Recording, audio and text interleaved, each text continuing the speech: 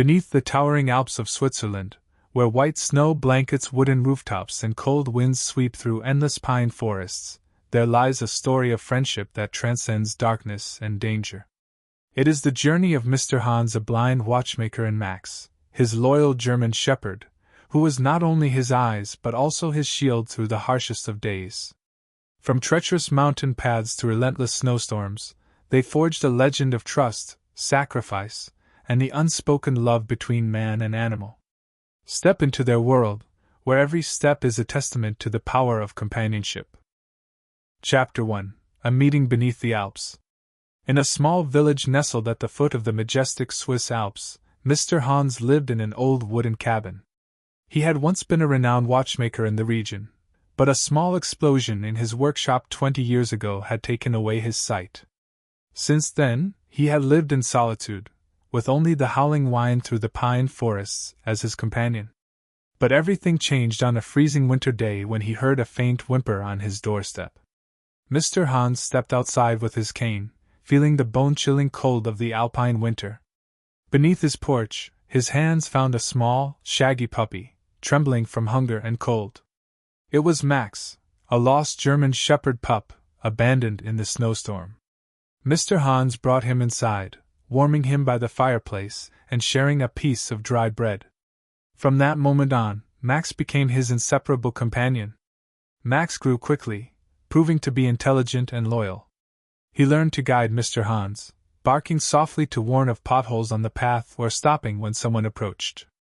The villagers soon became familiar with the sight of the blind old man and his long-haired dog walking side by side, a destined pair against the cold expanse of the Alps.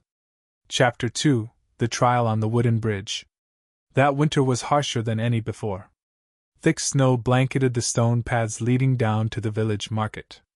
Despite his old age, Mr. Hans decided to make the trip to buy more firewood and food supplies. He wrapped himself in a thick wool coat, pulled on a fur hat, and gripped Max's guiding leash tightly as they stepped out into the biting wind.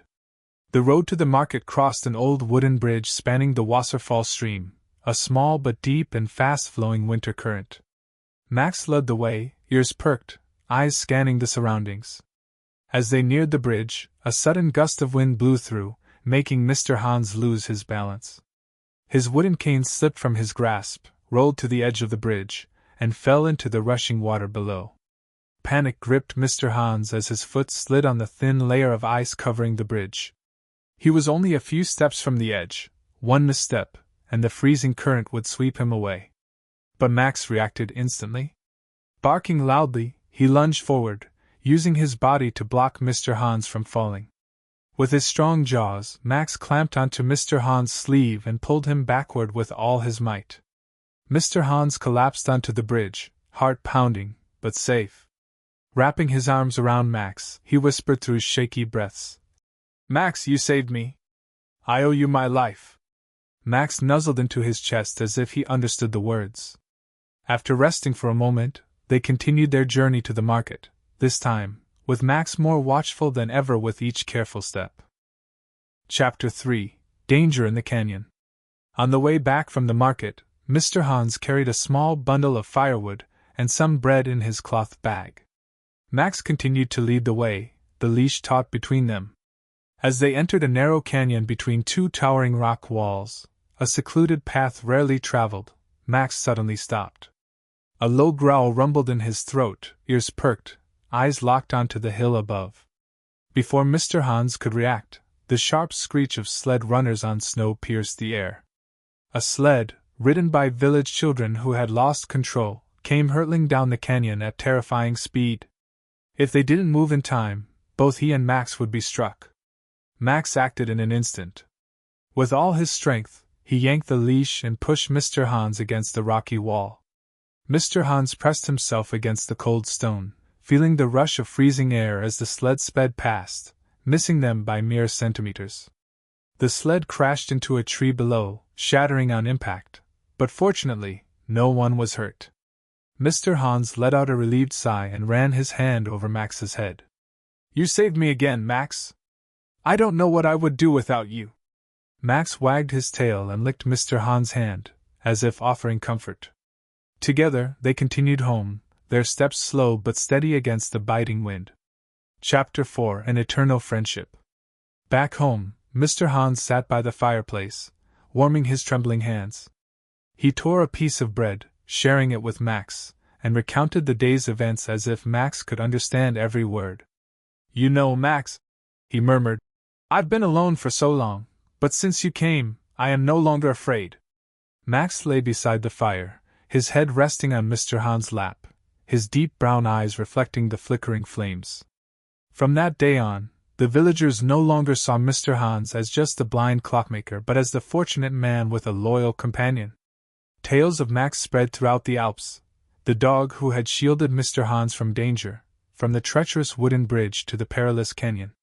Years passed, and as Mr. Hans grew weaker with age, Max remained by his side until the very end. When Mr. Hans passed away peacefully in his sleep, the villagers found Max curled up beside him, as if still standing guard. They buried Mr. Hans beneath the shade of a great pine tree, and beside him, they placed a small stone marker engraved with the words, "Max, the eyes and shield of Hans." The bond between Mr. Hans and Max became legend in the Alpine village, a testament that loyalty and love between man and animal can overcome any darkness or danger. Chapter 5: The Terrifying Blizzard. The following winter, a monstrous blizzard struck the village beneath the Alps. The wind howled like a wild beast, and heavy snowfall buried every path in sight. The villagers huddled inside their homes, seeking warmth by their fires, but Mr. Hans realized his stock of firewood was nearly depleted. Without a fire, he and Max would not survive the piercing cold. Determined, he knew he had to venture outside, even if just to retrieve more firewood from the shed a few dozen meters away. Wrapping himself in his thickest coat and scarf, he gripped Max's leash tightly. "Max, we have to do this together," he murmured, his voice trembling from the cold. Max let out a short bark in agreement, then stepped forward, guiding Mr. Hans into the storm. Outside, the world was swallowed in a blinding white void. The wind was so fierce that Mr. Hans struggled to stay on his feet, but Max pressed forward, using his nose to navigate. The snow reached up to Mr. Hans's knees, and the biting cold numbed his limbs. Suddenly, Max stopped, barking urgently. Though Mr. Hans couldn't see, he trusted Max's warning. The dog pulled him to the left, just in time to avoid a deep pit hidden beneath the snow, once a small ditch, but now a deadly trap. After a grueling battle against the storm, they finally reached the shed. Mr. Hans hastily gathered an armful of firewood, while Max shielded him from the harsh wind. On the journey back, the blizzard grew even more violent. Exhausted, Mr. Hans collapsed into the snow. But Max refused to give up. He clenched his master's sleeve between his teeth, pulling him upright, then pressed his sturdy body against him, urging him forward with every step. When they finally stumbled inside, shutting the wooden door behind them, Mr. Hans wrapped his arms around Max, tears streaming down his face. "You are everything to me, Max." Chapter 6: The Lost Traveler. Spring arrived, and the snow gradually melted, revealing the familiar mountain trails. One day, as Mr. Hans and Max strolled near the pine forest, they heard a faint cry for help in the distance. Max's ears perked up, and he barked sharply before tugging Mr. Hans toward the sound. Trusting his loyal companion, Mr. Hans let Max lead him through dense brush and rocky terrain. They soon found a young man trapped beneath a large boulder. His leg was pinned, his face pale with exhaustion. "Please, help me," he croaked. The man was Luca, an Italian traveler who had lost his footing while hiking and had become stranded in the wilderness. Though Mr. Hans couldn't see, he knelt beside Luca, feeling around the boulder, while Max sniffed and searched for a way to assist. Max barked frantically, as if summoning help, while Mr. Hans strained against the rock. Then, an idea struck him. Max's leash had accidentally looped around the boulder. "Luca, grab the leash," Mr. Hans instructed. With Luca holding on, Max pulled with all his strength while Mr. Hans pushed. Inch by inch, the rock shifted until Luca was finally freed.